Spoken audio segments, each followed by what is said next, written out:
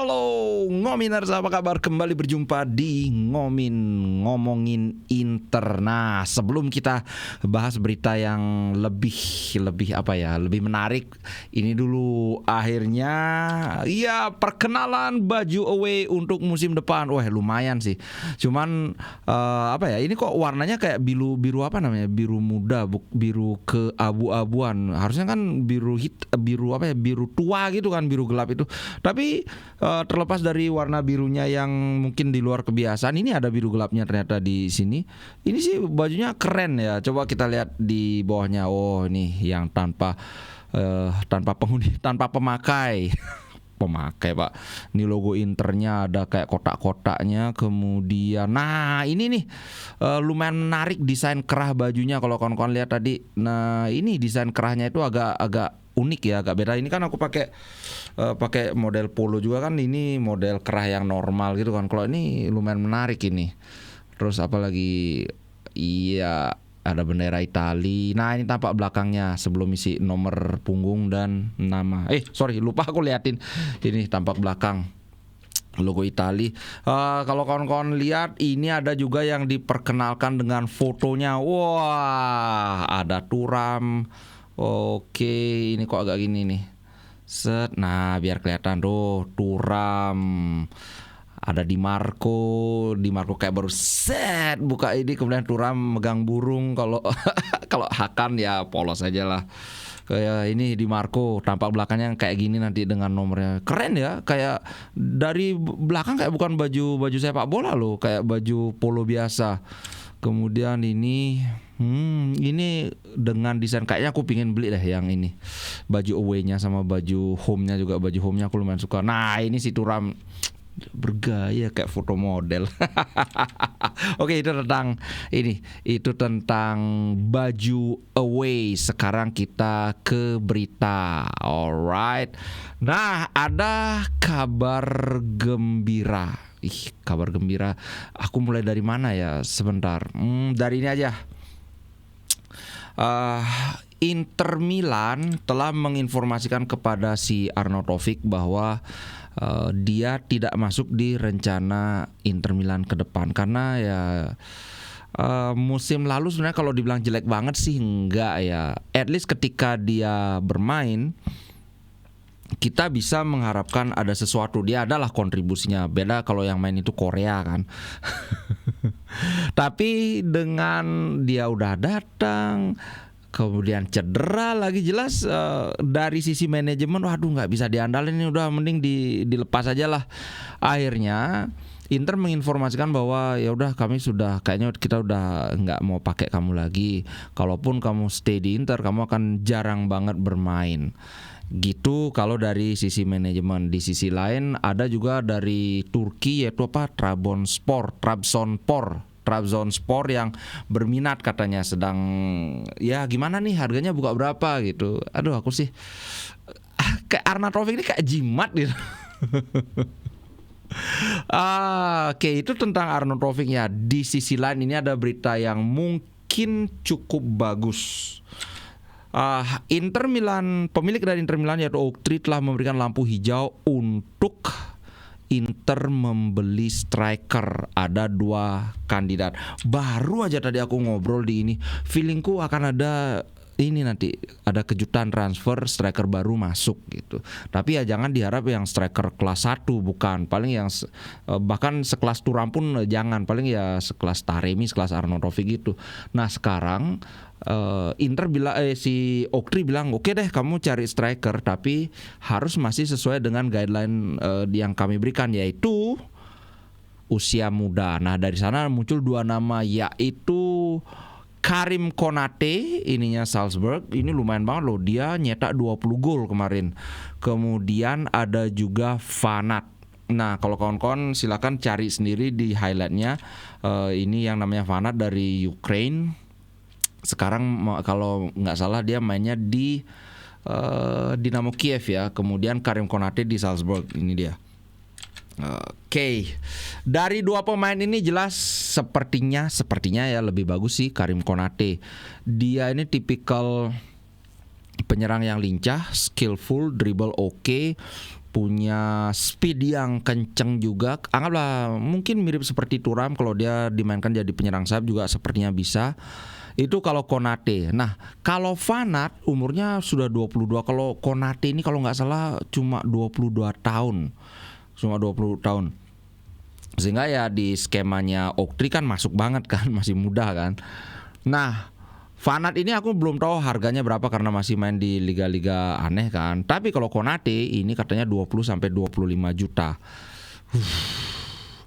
Kalau Konate sih aku ngelihat dribble dia oke. Aku udah jelasin tipikalnya dia tipe yang suka dribble, punya kecepatan. Sepertinya seperti Thuram saja dulu mainnya juga model-model begini, dan dia bisa nyetel di skemanya Inzaghi.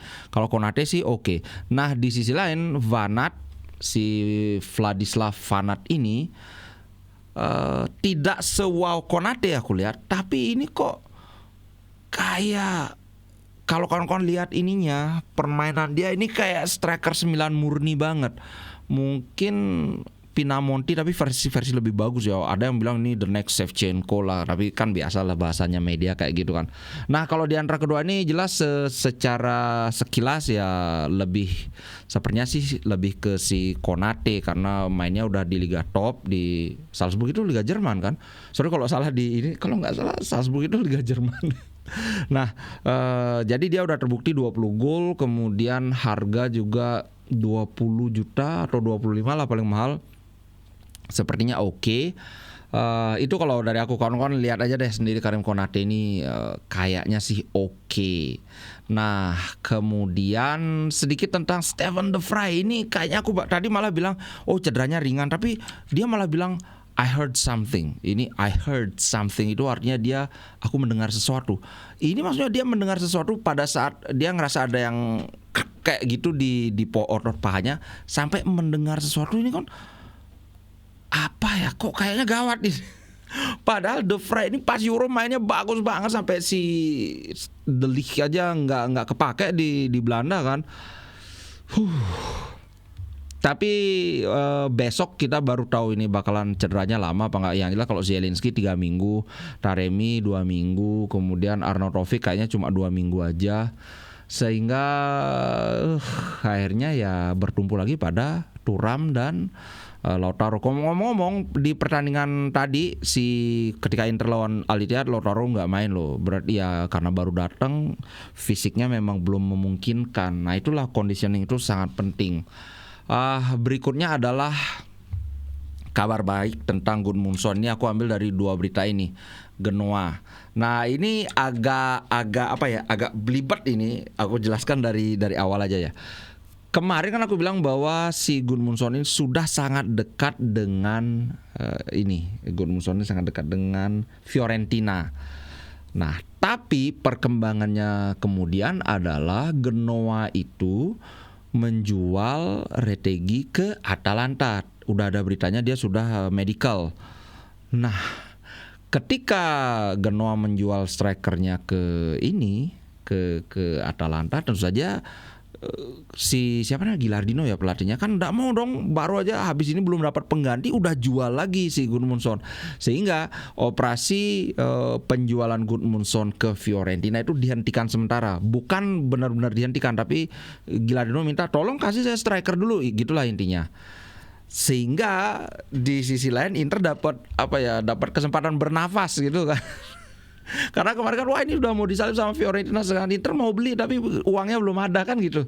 Nah, di sisi lain Genoa dikabarkan tertarik dengan jeng Kang Barbecue legendaris kita, yaitu Joaquin Correa gitu guys. Nah, sehingga Inter bisa jadi wah ini ada celah nih, ayo kita gunakan Correa untuk menukar ini, tukar tambah lah, nggak mungkin kan tukar lelean kan nggak mungkin gitu. Jadi kita jadi sekarang ada 3 nih nama, berarti Konate, Van Aert sama Gudmundsson lagi yang muncul. Mumpung Fiorentina masih stop dulu, kami nyari pengganti dulu. Nah, kebetulan penggantinya ada di Inter Milan. Gitu bro. Oke, dari sisi transfer itu aja, karena belum ada berita yang wow banget. karena ya gitu, dua pembelian besar Inter itu sudah terjadi sebelum musim berakhir. Taremi sama Zielinski itu bukan beli ya, gratis.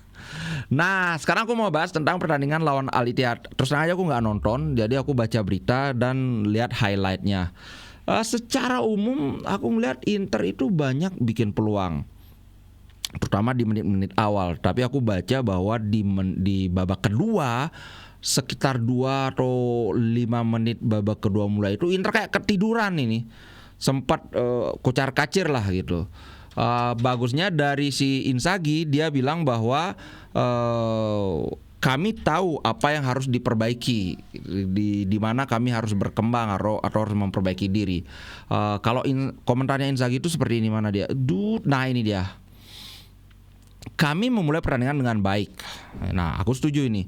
Kami membuat banyak kesempatan. Setelah gol mereka, yang mana gol itu lebih ke ini ya, bukan apa ya, lebih ke kesalahan pemain Inter sih aku lihat, bukan dari skema permainan mereka yang memang build up kemudian menyusun menyusun serangan dari, pokoknya pakai game plan mereka lah, tapi lebih ke memang Inter yang ngelakuin kesalahan. Bahkan gol kedua juga kan yang Bisek itu, aduh. So komentar Inzaghi kembali dilanjutkan. Kami tentu saja seharusnya bisa melakukan lebih baik lagi, tapi kemudian mulai muncul ruang antar lini. Wah ini sering aku bahas nih, ruang antar lini ini. Kemudian kami kehilangan kejelasan. Kejelasan ini maksudnya kayak bentuk permainan, skema permainan yang sesuai game plan ketika training itu mulai kayak, ya kalau bahasa kasarnya mulai berantakan lah mainnya gitu. Dan terutama kami tidak meningkatkan pace itu kecepatan itu. Kemudian ya kami tahu di mana kami harus memperbaiki diri dan kami tahu bagaimana cara melakukannya. Semua pertandingan persahabatan ini adalah panggung untuk menuju ke pertandingan pertama lawan Genoa di 17 Agustus tahun 45. Itulah hari kick off-nya pas banget ini dengan hari kemerdekaan kita. Semoga ini jadi pertanda baik ya. Gitu bro. Kalau aku liatin ini ya, pertandingannya dari line up itu kita dengan biasalah 3-5-2, dimulai dengan Barella, Calhanoglu, Fratesi. Ada loh umpannya Fratesi ke Korea bagus banget, bukannya ditembak malah coba-coba ngocek kiper, tahu-tahu kejauhan gocekannya. Dia nembak ke gawang udah tembakannya lemah banget, sudah ya bisa dihalangi lah sama backnya ini. Kemudian ini hampir semua pemain masuk ini. Cuma di Genaro aja nggak masuk ini, kiper ketiganya. Tapi ini pemain yang cadangan semua. Si Lautaro nggak main. Nah, De Vrij udah main jadi cadangan. Cedera pula gitu. Sementara ternyata si Musa Diaby di Al Ittihad loh, 2 gol loh diborong sama dia. Benzema keren ini. Kalau dari gimana ya? Kalau dari permainan sih aku ngeliat tidak terlalu mengkhawatirkan ya Inter. Cuma ya kesalahan itu, si Bisek melakukan kesalahan, kemudian Korea juga banyak sekali melakukan kesalahan. Hakan juga ada kesalahan tapi untungnya tidak berbuah gol. So kalau aku pribadi sih sama sekali nggak khawatir dengan hasilnya ini, walaupun kalahnya cukup besar 2-0, selisih 2 gol. Cuman ya lagi-lagi tidak bisa memanfaatkan peluang ini. Kayaknya tema yang selalu berulang waktu kita satu sama dengan Pisa itu juga kan sama. Peluangnya banyak, bagus-bagus, tapi gagal di convert menjadi gol. Ya semoga setelah melihat pertandingan ini Oktri terketuk hatinya untuk itu, apalagi kan katanya sudah dikasih lampu hijau. Yang penting strikernya muda dan murah dan bagus dan bisa dijual lebih mahal. Syaratnya banyak sekali cuy. Kalau dari segi Inzaghi kan nggak mikir syaratnya, yang penting pemainnya bagus, bisa aku pakai, bisa nyetak gol udah. Kalau dari Oktri muda lah, murah lah. Oke, sorry agak ngelantur dikit ya. Itu dulu untuk konten kali ini. Sampai jumpa di konten berikutnya. Ciao guys.